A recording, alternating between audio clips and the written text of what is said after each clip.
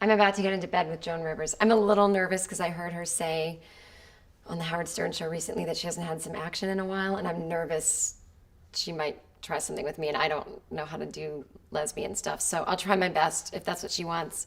Otherwise, maybe we can just snuggle.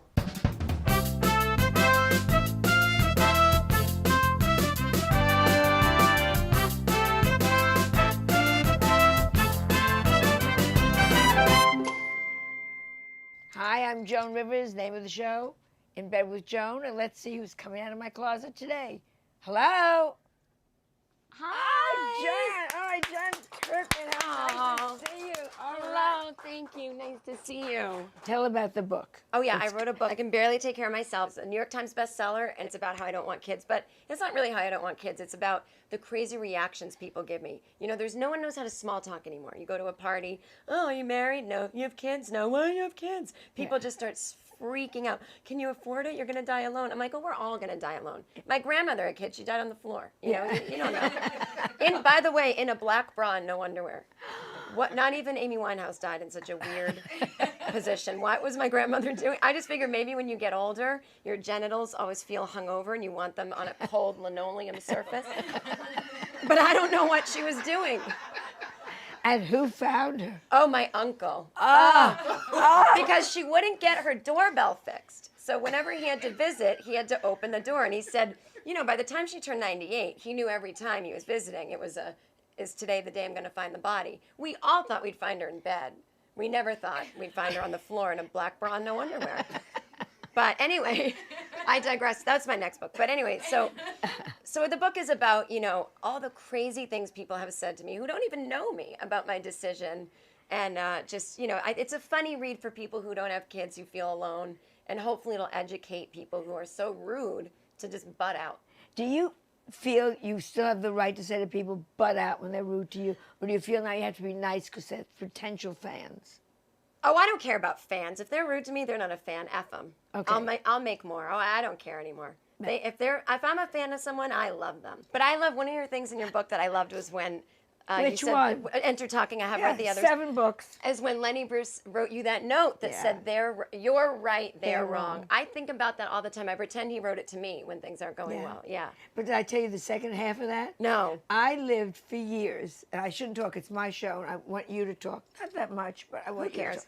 But for years, I lived on Lenny Bruce sent me a show. You're right, they're wrong.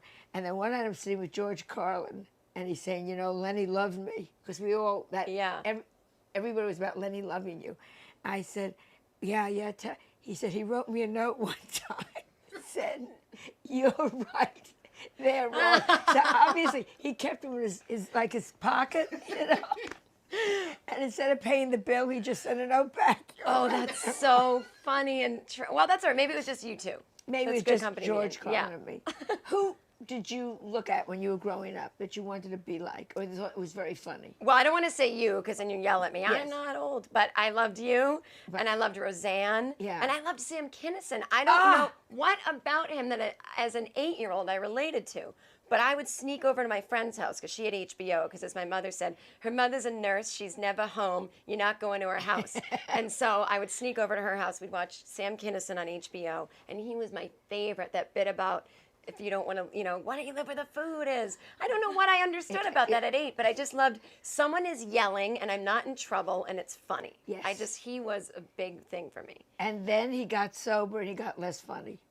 So what does this teach us? Teach us just to have enough alcohol to be funny. Exactly. Not so much that, you know, you're bothering people at 5 a.m. Or driving with Winona Ryder or Lindsay Lohan. What about, now you're doing Drunk History, which is taken off. Yes. Did you expect that? No, a friend of mine just came over one time and said, will you please get drunk and tell it. You get drunk and you tell a story about something historical. And you get very passionate about it because you're drunk. And then they have celebrities reenact what you're saying, like they lip sync it. So we've had Will Ferrell, Don Cheadle, and now it's coming out on Comedy Central. And I've done 3 so far, but I've done it as I get older. The hangovers are too terrible. I cannot do another one. And you really have to get drunk for I it. really have to get drunk. So I drank 2.5 bottles of wine. Oh my God. It was a lot. And what did you speak about historically? I've talked about Frederick Douglass. And my recent one is about this woman named Mary Dyer, who nobody knows about. She lived in Boston in the 1600s, and she was one of the first people that said we have to separate religion from the government. And she said people should be able to do whatever they want with religion. So, of course, they hung her on the Boston Common. When did you know you were going to go into this? I think I knew when I was in high school, but I didn't know you could be a comedian. I thought every comedian I saw, those were the comedians, and nobody new could come on, which I know you would have loved. But that's my kind of stuff, yeah. But I think I started going to the comedy clubs when I was in college and watching people. I remember seeing Anthony Clark and Norm Macdonald live, and all just kind of local Boston guys. And so it was right about when I was about 20, I started doing it. I thought I was going to be a serious actress. See? But every time I did something serious, people laughed. Yeah. And so I said, maybe I'm funny. But every comic is basically a very good actor or actress. Yes, because you have to pretend it's going well at all times, or pretend that you don't care, or pretend you're just coming up with it. Right. Or pretend, oh, what a great paycheck, thank you. You know, that kind of thing. What about hecklers in the beginning? Did you, because you're very pretty, so in a way. I wasn't pretty in the beginning. Oh, so what did you do? I looked like more of a lesbian than Rosie O'Donnell. I had a short haircut that didn't look good on me, so I had to shave it because it was so awful. And I had acne, and I was wearing vests. It was terrible. I was not pretty at all. So that's good, though, So for that comedy. was good. It was good for comedy. Yes. But then as you get older, I think it gets more sad. So now I like to look, now I like to look nice, especially if you're, divorced and don't have kids and you don't want to, You're looking now. you got to look good. Are you going with anybody? Are you with somebody now? Well, let's not restrict it to somebody. Oh, okay, that's You good. know, one or two people. Whoever wants to take me to dinner, I'll go. Just don't bore me. All right. Yeah. So if all the men in Hollywood, Yeah. comedy, not comedy, who would you like to meet? Because now that you're coming into that, you're moving up quickly. You so know, you'll you be know what? I'm meeting. still not even hot enough for David Spade. That's how cruel comedy is. That's how cruel comedy is. I have always thought he was a cutie until he started looking like Ellen. But he is so cute. But he still would only date a model. I'm 39. That's old for Hollywood. So my dream would be like, I love that James Franco. I think he's wild and crazy. Maybe too much of a pothead. And I love George Clooney, and I heard he's single. Yes. I have some Hollywood gossip for you. It's about George Clooney. I love any gossip. A week before they broke up, I got into a cab. When I stepped into the cab, I put my hands down, and there was a Chanel clutch purse. And I said to the driver, ooh, someone left this here. And I don't know why. I opened it, took out the license, swear to God this is true. It said Stacy Keebler. There was $4 bills in it, no cell phone, and I said they broke up. Because no woman of his would be in a cab, even if he was out of town, he would give her the driver. She's on the cell phone crying, George, take me back, take me back. She's discombobulated, gives her last money into the cab, leaves it in. I told everyone there was I no know. cell phone, or it was, go to hell. Yeah. Or put George on the phone, his new girlfriend had picked up. Yeah. Put George on the phone. So I said to everyone, I think they broke up. And then a week later, which was, they did. What was the best thing that's happened to you so far, and what was the worst thing that's happened to you in our business? I worked at an internet company where my boss came to me and he said, somebody is picking their nose and wiping it on the wall. I need you to go in and measure, and then we'll figure out from the booger to the floor. We'll figure out how tall it is, and then we will measure everyone in the office and figure out who did it. So that was maybe my worst job. My second worst thing in the business that ever happened was that miserable Governor's Comedy Club on Long Island. I was playing that club, and somebody had a birthday, and the waitress came out with a cake that was shaped like two boobs. And they started chanting, all the guys, boobs, boobs. And I thought they were asking me to take my shirt off. And then I looked, and it was just, they were chanting for a cake. And then they started singing Happy Birthday, which I know we don't have the rights to. I won't sing it. You're going to be at the Montreal Comedy Festival. Myself and a few other people, men and women, are opening up for you. We'll each do 5 minutes, bore the audience, and then you'll come out and they'll go crazy. It'll be great. And then I have to perform? And then you're going to have to perform it. After you? After me. So who's on that's bad? It's a whale bomb. Do you know who's on with I don't us? know who the other people are. I try not to know other comics. Would I be asking too much to ask you not to do your first-rate material? Absolutely. I'll do some of my early open mic stuff. Yeah. How about that? You know what I'm going to do? I'll do what Lenny Bruce did towards the end of his life. I'll just read some court transcripts. I saw that. You know, it'd be nice. Do stuff that you want to try out. Yeah. So the rhythm isn't there yet, nor is the security there. Yeah, I'll say, let's just talk. Yeah, Right? I love that when they do that. Oh, when people think they can do that, I'll just talk. When people say to you, hey, come on, Jen, it's easy. You just talk for 5 minutes, it's Yeah. easy. Yeah. No, it's not easy. You have to make it look like you just thought of it. What does your family think about what's happening with you? My mother always tells me, some people come up to me and tell me your material's too raunchy. She's like, but your father and I love it, because they're 74, so they love it. That's so... But I have a feeling they think it's too raunchy, but they're saying other people do. What about political correctness with Paula Deen? What did you do about that? Did you go nuts? Because I had such a good time with that. Well, I just love the way that when she was on the Today Show, and Matt Lauer said, so do you understand why people get offended by the N-word? And I'm just screaming, just say yes, just say yes. I don't know, Matt. I'm thinking about it. I'm like, oh, my God. But, I don't understand how we can get in trouble for admitting I said the N-word to my husband. That's what I really don't understand. I don't think anyone should say it. It's a terrible thing. But, I mean, oh, my God, some of the things I've said. I'm so glad nobody had a tape recorder on me. Oh, if anyone calls somebody something, we talked about this off camera, everybody is something, as Lenny Bruce used to say, and everybody... So it means nothing anymore. But I do think that it is funny that she keeps saying, listen, all the black people that work in my kitchen, I love them. It's like she's never named a black person that she just has lunch with. The black woman that rubs my feet before I get up in the morning, she's definitely not an N-word. No, not at all. She doesn't seem to have a normal relationship with any black people.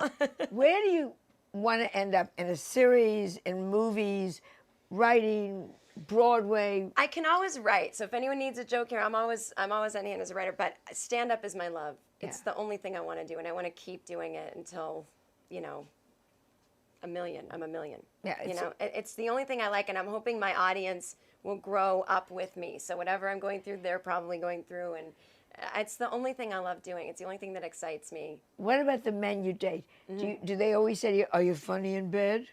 No, they've never. Oh, if they did, they would be out. Yeah, they would be out. yeah. I'm so a sexual fucker. No, I'm kidding.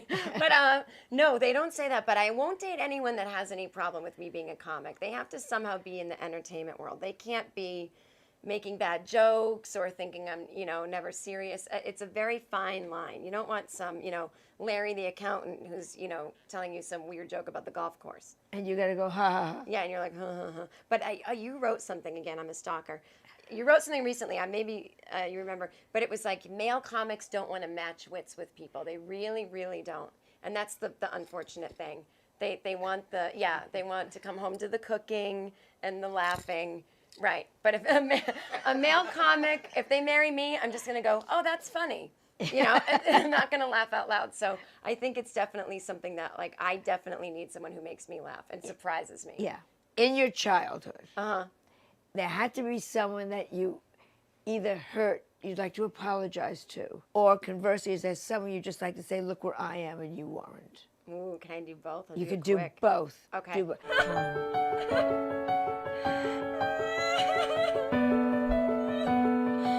to apologize to Amy Orlansky, who I put a coat over my head and said, I'm the penis from Venus in 3rd grade on the school bus. And when the bus driver told on me, I said that Amy did it. And she was such a nerd that they believed it. And so she got in trouble and got suspended for a couple of days.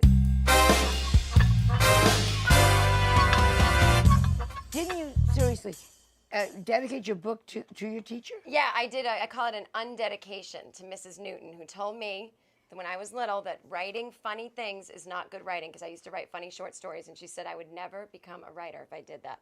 So, Mrs. Newton, you were wrong. Right into it. New York Times bestseller.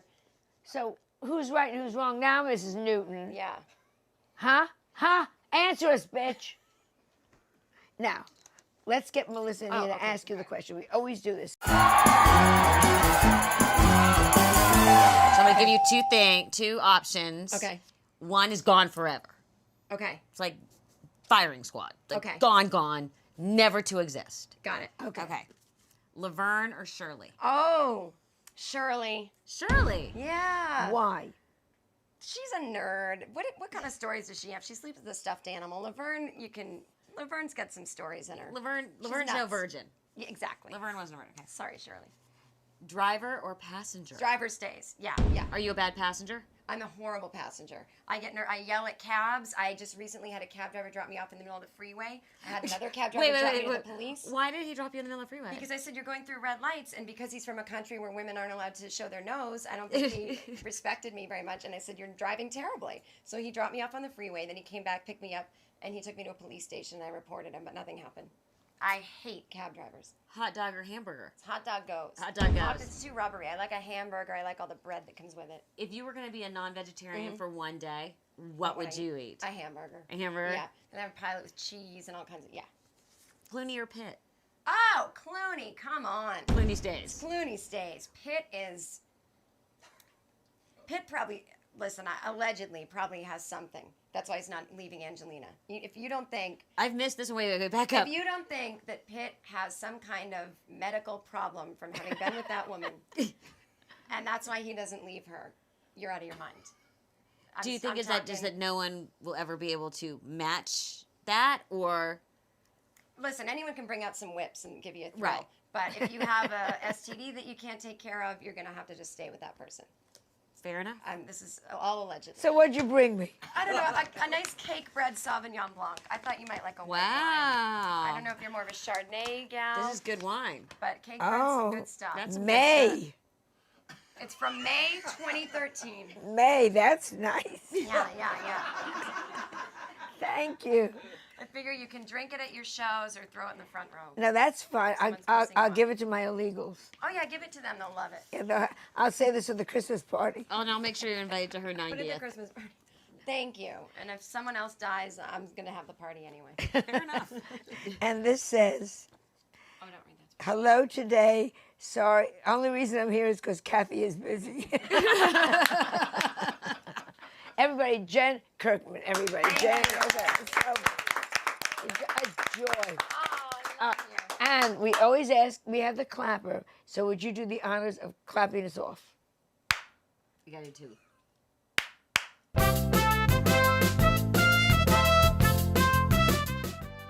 I was just in bed with Joan Rivers, and I learned that she smells great, and she's actually very, very nice. That bitch persona you see on TV is probably accurate, but she was nice to me, and that's all that matters. It was so great to be in bed with a female comedian who does want to have sex with me. No offense, Rosie. By the way, thanks for the bookcase, Rosie. Let me know who you'd like to see in bed with me. You can do it by sending me a message on Facebook or Twitter.